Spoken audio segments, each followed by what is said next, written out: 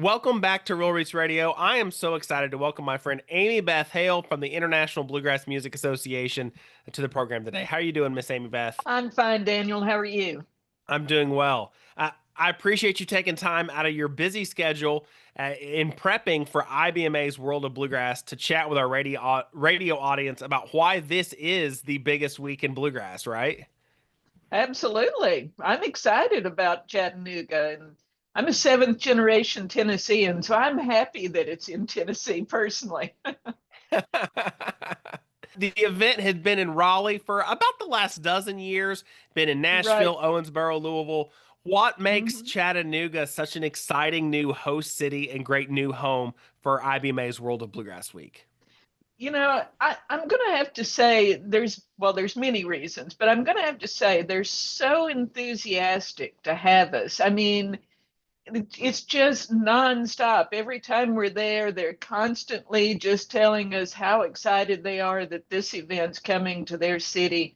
But overall, I mean, I have to say, I haven't been to Chattanooga since I was a teenager until we started, dealing with Chattanooga. And oh my gosh, it's such a great city. I mean, I'm ready to move there. Um, it has a very vibrant downtown, and it's got kind of an artsy vibe to it, and the convention center is beautiful. The ramble venues that we're going to use are fantastic. The convention center and the Marriott are connected even closer than they were in Raleigh. And it's just a great city overall. There's all these great restaurants close by, and I'm really looking forward to it. I, IBMA's World of Bluegrass is kind of like multiple events rolled all up into a big bluegrass Frankenstein event. So you have the business conference, you have ramble showcases all week long across the city of Chattanooga. There's the award show on Thursday night, which is the biggest night in bluegrass music, and the Mhm. Bluegrass Live Festival on Friday and Saturday. How challenging is it to kind of make sure all these parts of this bluegrass puzzle all fit together in one cohesive event that attracts people from around the globe? Well, it's a huge challenge. And, the IBMA staff, as you know, is a small staff. And everybody is just working nonstop right now. But we also have a lot of people helping us put on these events, all of the events. And I mean, we've got volunteers, we've got just dedicated IBMA members helping us. And it always seems like every year, it seems like, oh, it's not going to happen. There's going to be something that we've forgotten to do, and it's not, it's just going to all fall apart. But somehow it all comes together, and by magic or whatever it is, it just does happen. And I don't know, it's exhausting, but it's really gratifying work when you're there and you see it come to life, and it's like, oh, I helped make part of this happen. Well, once again, we're so appreciative to you and the entire staff and all the cast of volunteers that all pitch in to make this week happen. It's always so much fun. The week kicks off the World of Bluegrass Business Conference on Tuesday, and you talk about starting with a bang. Why don't you tell us about this special keynote presentation brought to us by Get It Played and Turnberry Records? Yeah, absolutely. Billy Strings will be our keynote speaker, interviewed by Tom Power, who is, of course, an award-winning podcaster. And we're really, really excited about that. There's been discussion in the office about having to, expand the room because we're expecting such a huge crowd for Billy Strings, and so that's been exciting. That's a good problem to June, have, isn't it? absolutely, yeah.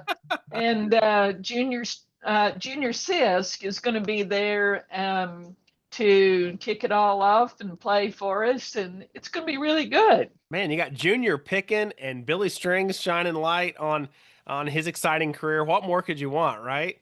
Absolutely. Absolutely. And that kicks off the business conference. The business conference, no matter what realm or trade that folks are involved in the world of bluegrass, or like myself and so many others, those of us that wear a whole lot of hats, we can we can scratch a lot of itches with the business conference. Whether you're a festival promoter, a broadcaster, a luthier, maybe you're a songwriter or an Mhm. artist, all these and so many more. There's truly something for everybody at this business conference, isn't there? Absolutely. The I took a look at the conference book just the other day, and the songwriter track looks especially strong this year. So I'm really looking forward to that. And but yeah, you're right. There is a little bit of something for everybody. No matter what you do, even if you're just a fan, there's something for everybody. You can go and have Tai Chi lessons with Jim Lauderdale, for goodness sake. Oh, and the exhibit hall is always such a hub of bustle and activity that opens up on Wednesday, runs through Saturday, and businesses and bands and festivals and radio stations and all sorts of cool products and merchandisers from all over the Mhm. globe will be set up in a really one of a kind exhibit hall experience for bluegrass lovers. Yeah, yeah, we're really looking forward to the exhibit hall.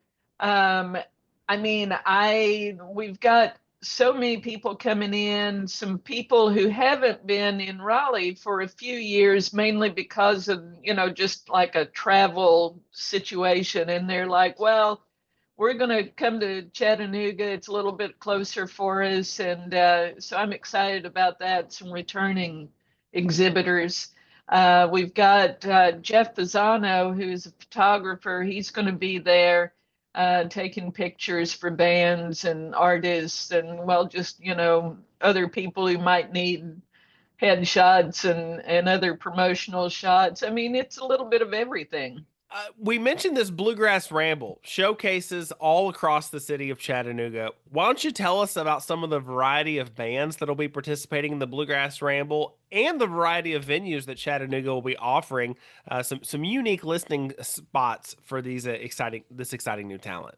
Yeah, we've got, I think it's 27 bands for the Bluegrass Ramble.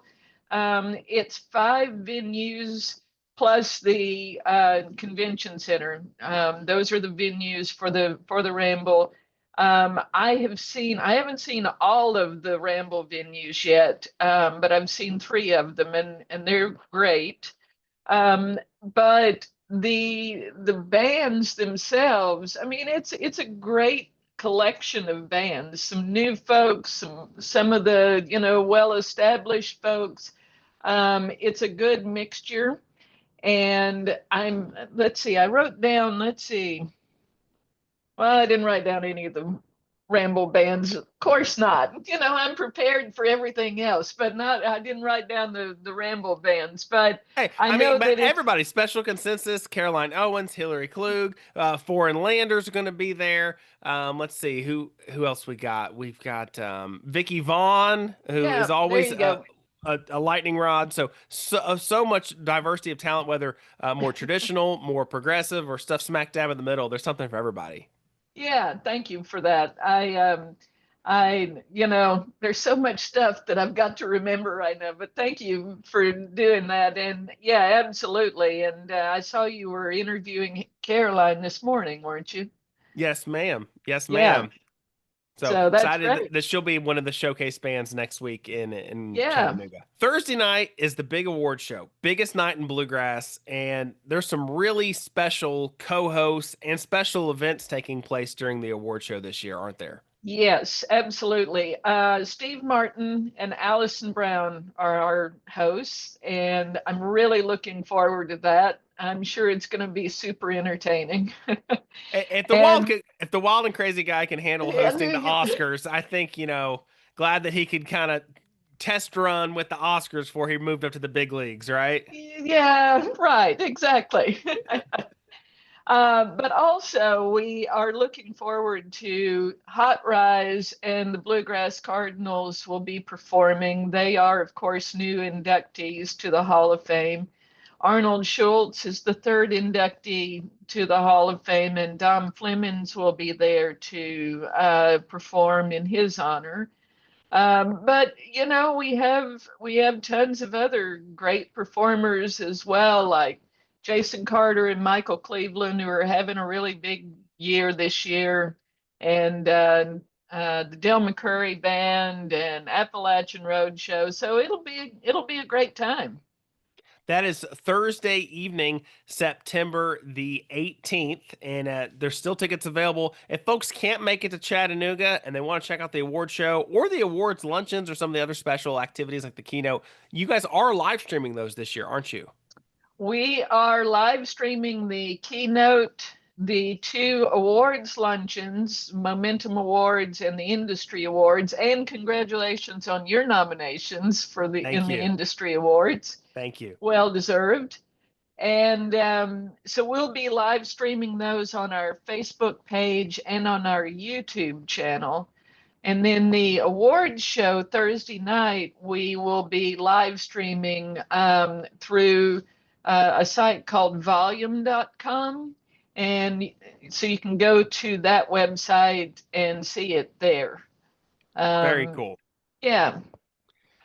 Friday and Saturday, the fun continues with the Bluegrass Live Festival. And you guys, once again, have a great variety of all the roots and branches of bluegrass being celebrated across multiple stages in Chattanooga for the Bluegrass Live Festival.